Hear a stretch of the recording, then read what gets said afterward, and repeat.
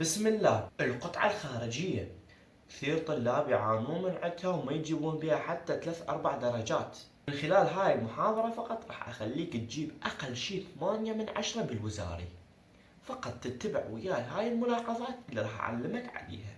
القطعة الخارجية هي مو صعبة كما يعتقد البعض، بل فقط تحتاج أساسيات وطريقة حل صحيحة. بهاي المحاضرة راح نتعلم نطلع الأجوبة منين؟ من داخل النص نفسه. لازم تعرف أن القطعة الخارجية تختلف في المستوى بين السهل والمتوسط والصعب، بس القطعة الوزارية بالغالب تكون سهلة أو متوسطة. هذا الملف راح يساعدك على حل الأسئلة المباشرة، أما الأسئلة الاستنتاجية تعتمد بشكل أكبر على فهمك للمعنى، واللي ممكن ترد سؤال واحد فقط. ممكن هذا السؤال اللي يرد المعنى مالته أنت مار عليك وتعرفه سابقا وراح تقدر تحله وتجيب 10 من 10. القطعة الخارجية تجي بالسؤال الأول الفرع أليف، تخصص لها 10 درجات. طبعا ما اكو خطأ بالتنظيط. تتكون عادة من 6 أسئلة ويسمح بترك سؤال واحد فقط، يعني تجاوب 5 أسئلة فقط.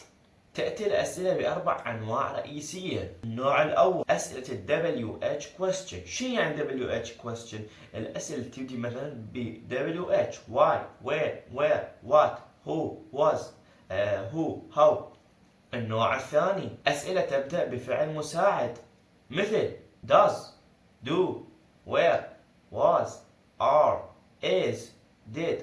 النوع الثالث أسئلة تبدأ بtrue أو false لتحديد صحة أو خطأ المعلومة، يعني إذا أكو معلومة صحيحة أو خطأ لازم أما نثبتها أما ننفيها. النوع الرابع اختيار العنوان المناسب للقطعة بما يتناسب مع فكرتها الرئيسية. هنا راح ينطيك سؤال ويقول لك اختار لي عنوان مناسب للقطعة، انت شو تسوي؟ فقط تنطيه عنوان مناسب للقصة. النوع الأول أسئلة WH question. WH question تعتبر من أكثر الأسئلة اللي تجي أو تورد بالأسئلة الوزارية. تبدأ بأداة استفهام فقط، ولكل أداة وظيفة ومعنى خاص. أول شيء شو نسوي احنا؟ نجي لأداة الاستفهام، ندور على أداة الاستفهام، يا هي what why when where who whose how which what type what kind how old how much how many how long how often how far. كل واحدة لها معنى خاص واستخدام خاص. إذا تريد تقرأ عليها وتطلع عليها، أما توقف الفيديو وتقراهن أو تحمل الملف الموجود رابط مالته بالوصف. بعد ما حددنا أداة الاستفهام نشوف على فكرة السؤال. شنو فكرة السؤال؟ ناخذ لنا فد كلمة مفتاحية معينة عن السؤال، شنو المطلوب بيه؟ شو يريد؟ يعني مثلا عندك هاي أسئلة التمهيدي 2026. أول سؤال يقول what، بدأ بسؤال استفهامي. سبورت رياضة. does سارة like؟ وما هي الرياضة اللي تحبها سارة؟ عرفنا الكلمة المفتاحية اللي هي سبورت واللايك. بعدها نروح للقطعة الخارجية ونبحث عن شيء مشابه للسؤال مالته. ملاحظة أغلب إجابات أسئلة WH question تكون موجودة بشكل مباشر داخل النص، لذلك لا تعتمد على الترجمة الحرفية للقطعة كاملة، بل ركز على الكلمات المفتاحية والمرتبطة بالسؤال. مثل ما قلت لك أنا، كل اللي عليك تشوف كلمات مفتاحية بالسؤال تروح تدور عليها بالقطعة وتحل. غالبا ما يأتي السؤال بالترتيب الآتي: أداة السؤال what، الفعل المساعد زائد الفاعل زائد الفعل زائد التكملة. ناخذ مثال: What does علي live؟ When did they arrive؟ النوع الثاني الأسئلة التي تبدأ بفعل مساعد. في هذا النوع من الأسئلة يبدأ السؤال بفعل مساعد، ومن أشهر الأفعال المساعدة هي do does did is am are was were have has had will would shall should can could may might. هذين الأسئلة لازم أنت تعرفهم، وأكيد مرات عليك أثناء دراسة المنهج. طريقة الجواب شلون؟ يكون جواب هذا النوع من الأسئلة بيس أو نو فقط، مع مراعاة القاعدة الآتية. أولا، إذا كانت الإجابة بيس نكرر أول كلمتين من السؤال مع تحويل الاسم إلى ضمير مناسب. شنو يعني إلى ضمير مناسب؟ وين ما نلقى اسم جمع مذكر مؤنث غير عاقل نستخدم هذا الجدول. إذا لقينا اسم مذكر نحوله إلى هي، إذا لقينا اسم مؤنث نحوله إلى شي، إذا لقينا جمع نحوله إلى they، إذا لقينا غير عاقل نحوله إلى it. أما النقطة الثانية إذا كانت الإجابة no نكرر أول كلمتين من السؤال مع إضافة not بعد الفعل المساعد بكل بساطة. خلينا ناخذ أمثلة. Does علي play football؟ إذا أجاب ب yes yes he does. إذا أجاب ب not no he does ونضيف not. Were the students present؟ إذا أجاب ب yes yes they were. إذا أجاب ب no no they were not. Is Sarah a student? She is. No, she is not. لو تلاحظ سارة اسم مؤنث، اسم المؤنث حوله إلى she. حولنا الاسم من سارة إلى she. أكو ملاحظة بسيطة هنا. إذا احتوى السؤال على الفعل المساعد or ما تكون الإجابة ب yes أو no. شنو يعني؟ يعني إذا انطاك سؤال بجملة وانطاك بنص الجملة or يعني أو وكمل السؤال،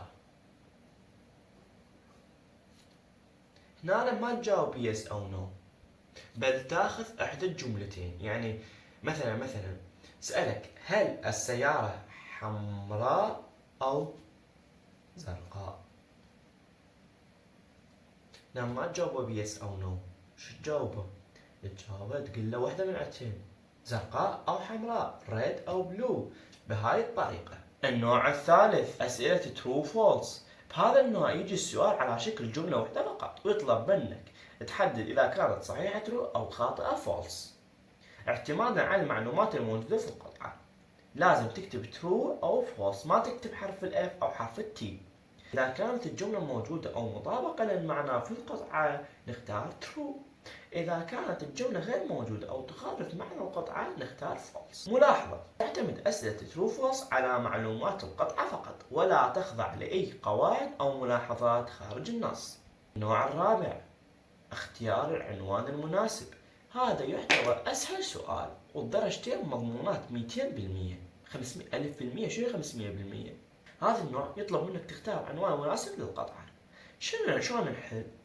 غالبا تكون الإجابة موجودة في النقطة السادسة من الأسئلة. تجي كلمة title أو suitable title. تمام.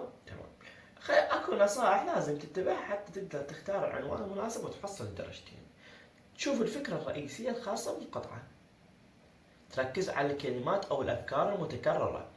أحيانا يكون الفاعل أو الموضوع الرئيسي في القطعة هو عنوانها.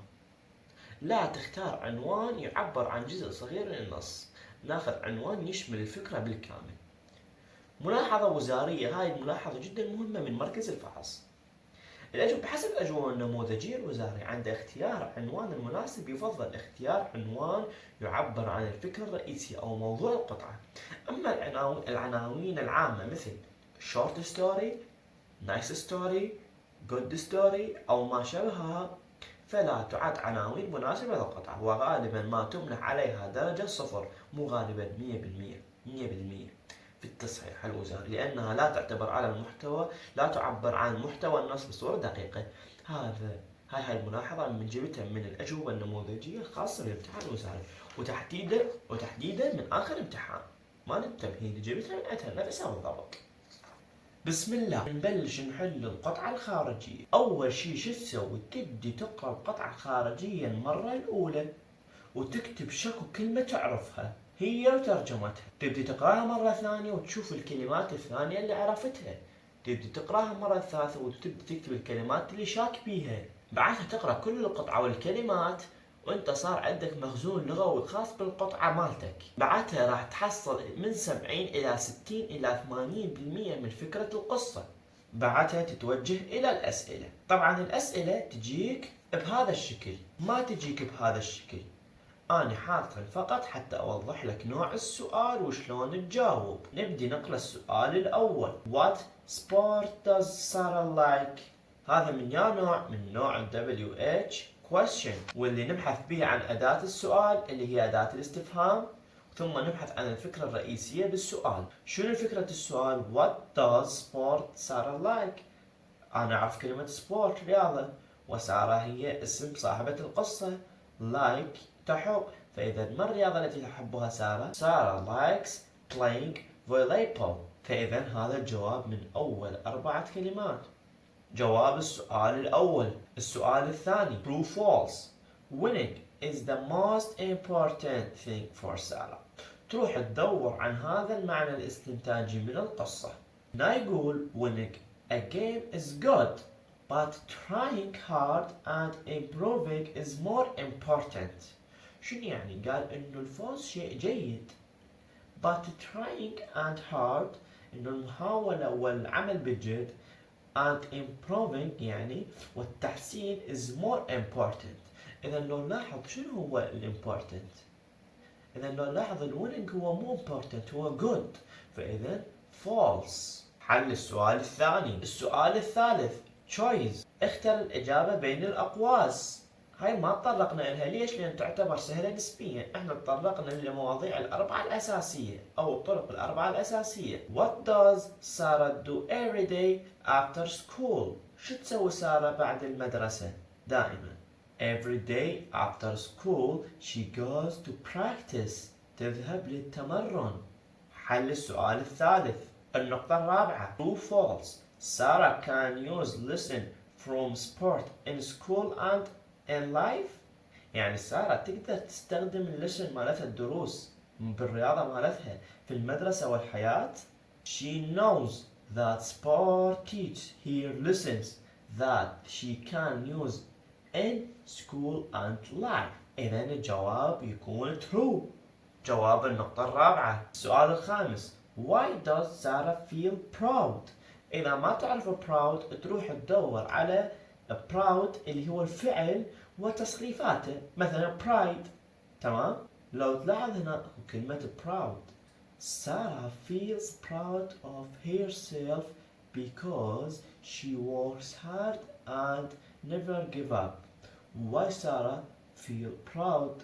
because هو منطيك السبب because she works hard and never give up. جواب النقطة الخامسة. النقطة السادسة إعطاء تايتل أو عنوان مناسب للقصة.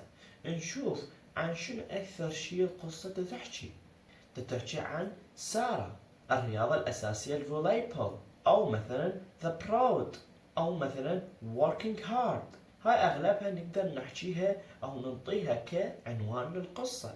أما إذا أعطيتها nice story good story راح يعطيك 0 عزيزي الطالب. أنا حليت لك نموذج التمهيدي 2026. أنت شنو عليك؟ عليك تحل تمهيدي 25، دور أول علمي 25، دور أول أدبي 25. اللي عليك تحل ذني 3 نسخ وأنا حليت لك نسخة واحدة فقط. رابط الملف راح يكون في التعليقات. بالتوفيق للكل.